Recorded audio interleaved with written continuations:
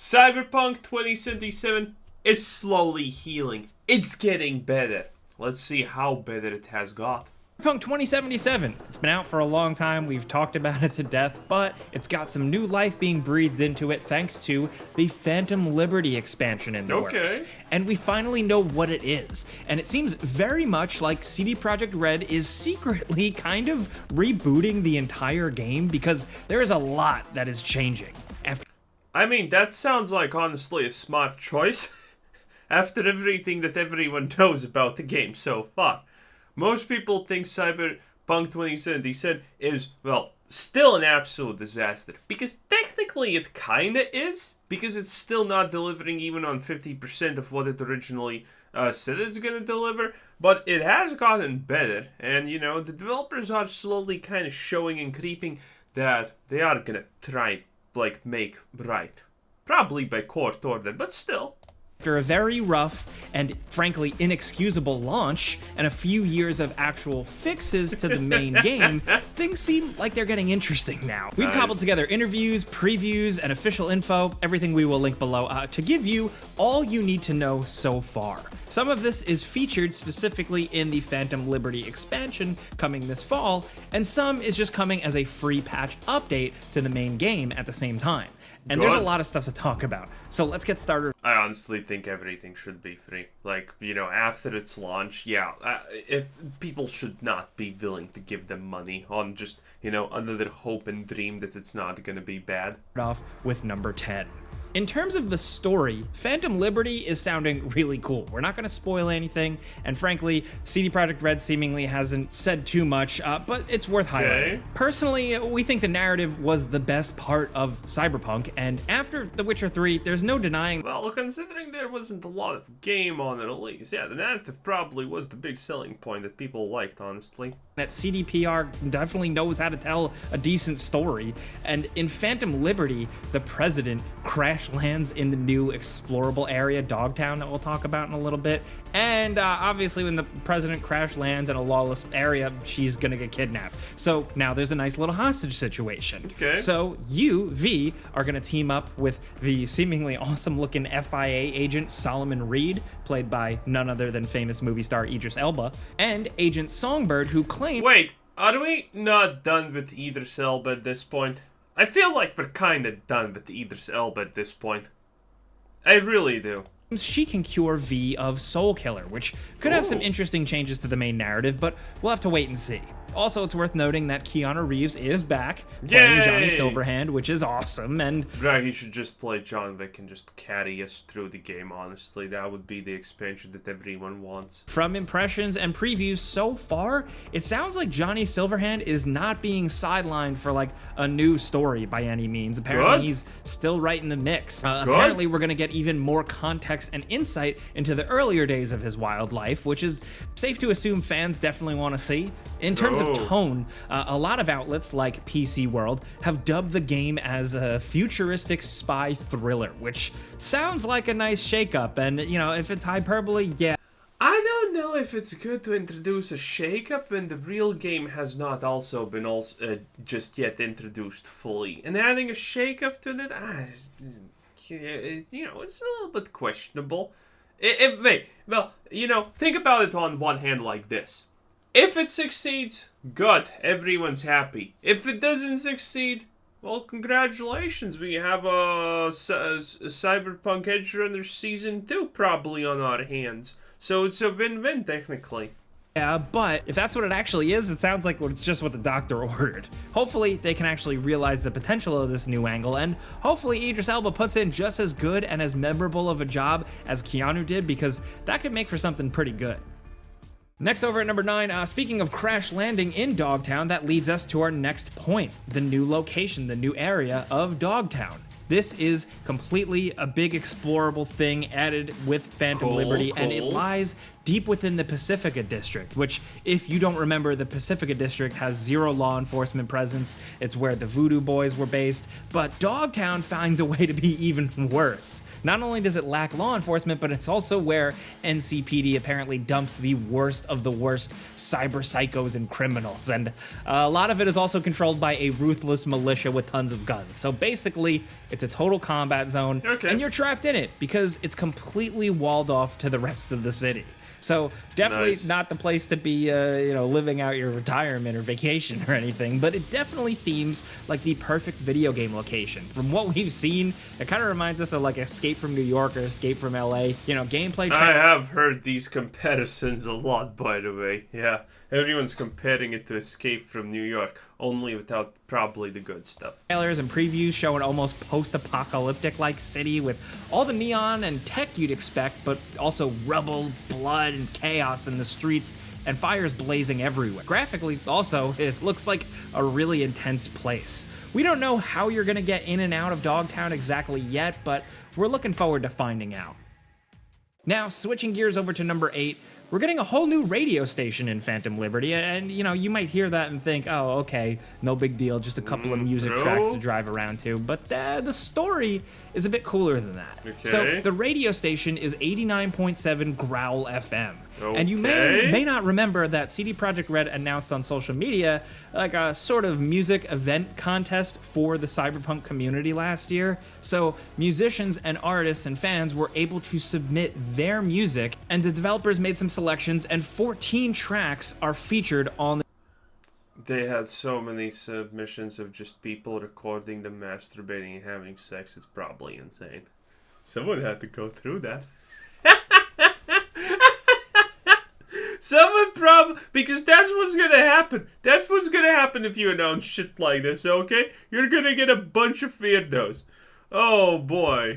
The new radio station from artists like Skin on Flesh, Saint Aurora, Red Dead Roadkill, Spirit Machines, and a bunch more. And this is, in our opinion, a great thing. I mean, licensed real music tracks in games often expose people to new types of music and new artists. And for artists from the game... I mean, true, but they're getting paid in exposure, which is always the fun thing. ...in community to get that opportunity just feels like a win-win. These artists join the rank of the many incredible artists and songs from the base game, and if you ask us, the more music, the better. It just seems like a good guy move. Is CD Projekt Red trying to make up for their past sins? I don't know, but hey, let's move on. Next at number 7, remember the car chase combat sequences that were kind of stuck to the select sequences in the main game? Did you want more of those? Or the freedom to do them at any time? Well, it seems your prayers may have been answered, it seems. Vehicular combat seems to be coming to the free patch update in September, and we've now heard about it in previews and even the marketing with the screenshots showing V firing a handgun from a motorcycle. CD Projekt Red... Wow, imagine that. Imagine that. This game finally has managed to get to GTA 2 levels of progression. Impressive. 5 more years and it's gonna be, and it will have GTA 3 technology. Wow. Big. Confirm that you can fire guns from cars or motorcycles, and even use certain weapons that will be mounted to select special vehicles, which is potentially... Yep, they're definitely getting the GTA 2 mechanics down. Nice.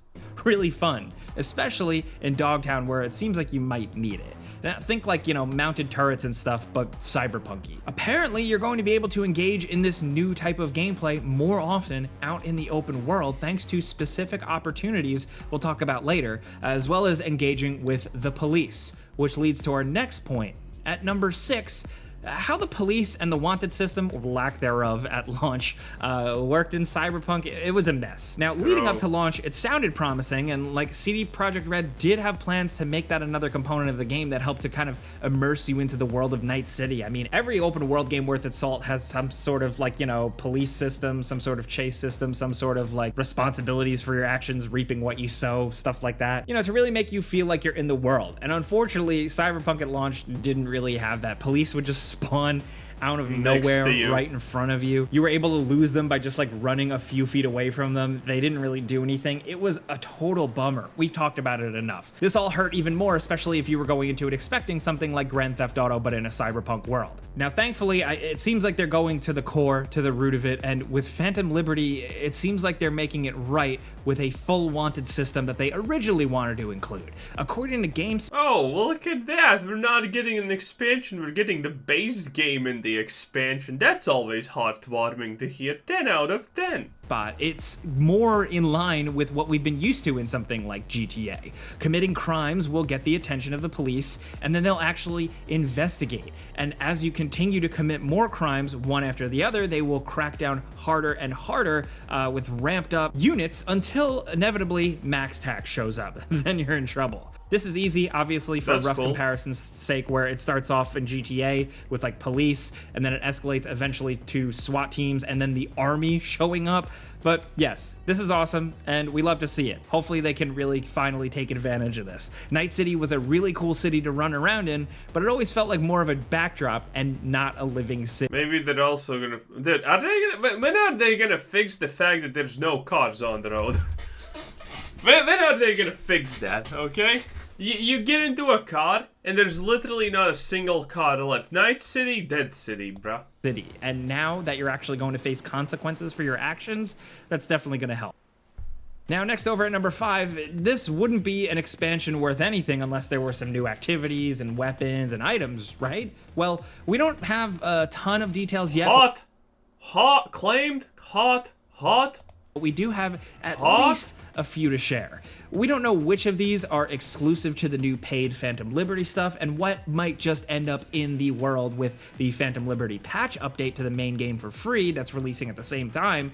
Some will be exclusive to Phantom Liberty, apparently, so take that for what you will. But thanks to eagle-eyed users like Skulljack on Reddit, we've been able to catch a glimpse of some new weapons in the newest trailer, like a crazy-looking Tier 3 iconic double-barreled shotgun called Order, a funky smart submachine gun called Warden, smoke grenades, a new katana smartly named Errata with some really cool perks behind it that let you leap at enemies, and we've also seen a leap at enemies, actually, take it back. Unironic, really fancy, high-tech looking new silenced pistol at work. As for vehicles, hard to list out what's new, but according to website Video Games Chronicle, Mama Wells is actually going to essentially give you jobs to steal specific vehicles throughout the world. And they all have their own conditions, like, you know, get one in a time limit, or no damage, or stuff like that. And she's also gonna have good luck when cars don't spawn. A website where she sells the weirder cars, like the ones with the weapons mounted and stuff, as a kind of overhaul to the way you'd purchase from fixers in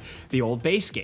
Seems like a choice that makes sense and makes getting the actual cool cars you want a bit more accessible, because that was a problem in the earlier game. Now, if we're kind of branching into side quests, it is worth mentioning that there are plenty of new side quests and activities, like I mentioned above, as well as airdrops being added to the game, which are when big loot caches land near hostile territory, and you need to race to where they are on the map and snatch them up quickly. Hopefully, I mean, that's a cool idea, but why is it happening? I kind of want an explanation. Why is something as random as that happening?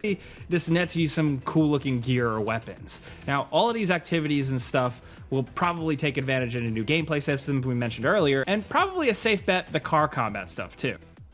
Next over at number 4, let's talk some more miscellaneous gameplay tweaks. Now, of course, it's worth noting that we actually have to see this stuff to believe it, and we'll reserve judgment when we get our hands on the final game and the full patch, but the Cyberpunk developers divulged... Wait a second.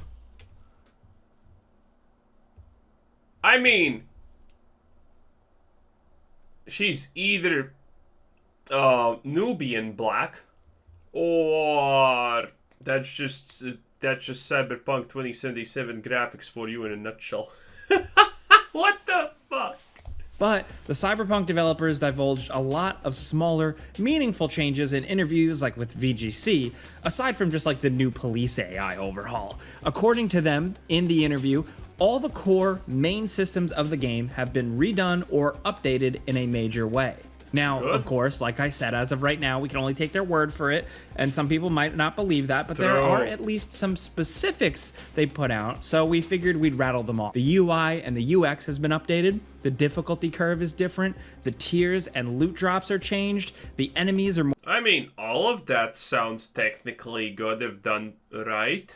more varied, factions fight more dynamically and get into their own car chases, pedestrians are beefed up Oh, so that's a new mechanic that should have existed in the base game. Cool. bit, vehicles have new targetable weak spots, overall AI combat improvements, better NPC faces, apparently armor rating, defense rating stuff isn't tied to clothing, so you can just wear whatever. This stuff all could be subtle, or it could add up to make significant, meaningful differences in feel.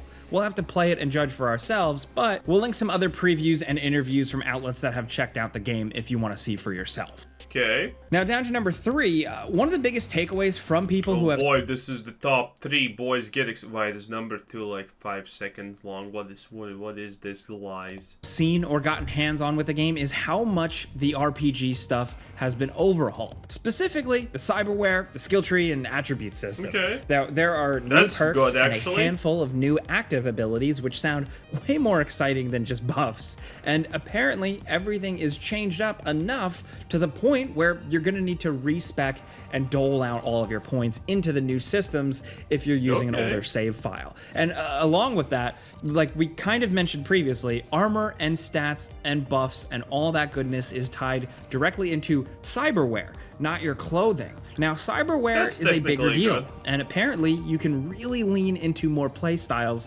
thanks to more abilities, but there's also a risk-reward system about taking on different types of cyberware. Too much of a certain thing may debuff you in a certain way, so you have to be strategic. That's a technical good idea, but I'm not sure how does that actually end up in the real world, because this is like a risk and reward system, kinda, but you actually, risk and reward systems are awesome, but you need to nail them.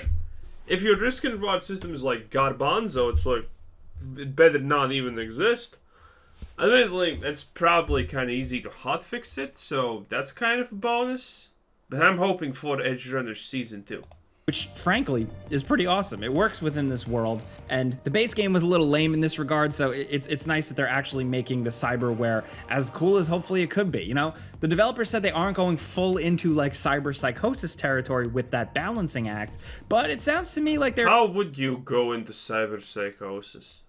To, like, you know, get an illusion that someone's attacking you, kill it, it's a civilian, and then the cops start noticing? That would be pretty cool, though. at least dipping their toes into it. It's really cool that they're just rethinking the whole RPG angle of Cyberpunk, and we hope it works You know out. what they need to rethink? You just saw it. You just literally saw it. Watch this. Cool that they're just rethinking the whole RPG angle of Cyberpunk. Yeah, it doesn't look that fun now, does it? Yeah, maybe they need to rethink this side a little bit more than, you know, a lot of other things. Cyberpunk, and we hope it works out. Now, speaking of that, at number 2, there is a whole new skill tree called Relic. We don't know too much about it, but That apparently is unlocking huge. these apparently alters cyberware that you already have, unlocking new skills for them, like say Okay. for new movement abilities or your mantis blades if you have them. And you're going to be unlocking this stuff with relic points, which is something that you can earn in Dogtown. Sounds like something nice. expansion worthy. I hope it is. But with that, finally, at number 1, let's Okay, get some let's housekeeping go. out of the way. Cyberpunk Okay, let's go. Let's have some hype. It's number 1. This is the big one. This is the big cheese, the big drop. Let's see what it is. Let's see what the time to be alive believe. 2077 Phantom Liberty and presumably the free update patch thing are both launching September 26th, 2023. Phantom Liberty is dropping that's for a while PC, ago. PS5, Well, and Xbox Series X and S. Yeah, that's right. This isn't launching on PS4 or Xbox One, which, yeah, sucks if you're still on last gen. Oh no. Like, who cares? Who cares? No one cares. But would it really run anyway? I don't know. No. As for PC, here are the minimum specs on screen here, and Okay, I have resolution. No idea what that means. Expected FPS. No idea what that means. OS, operating system. Oh, look at that. It's Windows 10 every single time. Processor, I have no idea what that means. Graphics card, ooh, GeForce, I have heard that name. VRAM, RAM, storage, what is storage? And the recommended, so take that for what you will. PC players, CD Projekt Red is making it easier to jump into as well. According to a developer that went on record with GameDeveloper.com, they said new or returning players will also be able to make a new character and load up the expansion to jump straight into the new story if they so choose. Oh, that's good. That's big. That's actually a good choice. You know, so many games doing new expansions and new people come into play and then they're like, I want to do the new thing. And it's like, nope, no, you have to do the old things, you know, while everyone's hyped about and exploring the new shit, you go there in the loser corner and do the old garbanzo. So think of it like The Witcher 3 and you have Blood and Wine and you can just jump into that or something like that. So there you have it. That's everything you need to know about like CD Projekt Red's weird secret reboot of Cyberpunk 2077. Weird secret reboot. Well, anyway, Gamer Anks. What a time to be alive. That's a pretty decent channel. Anyway, this was Chris Said. Thanks for watching. Subscribe if you haven't already and have a nice day. Bye-bye.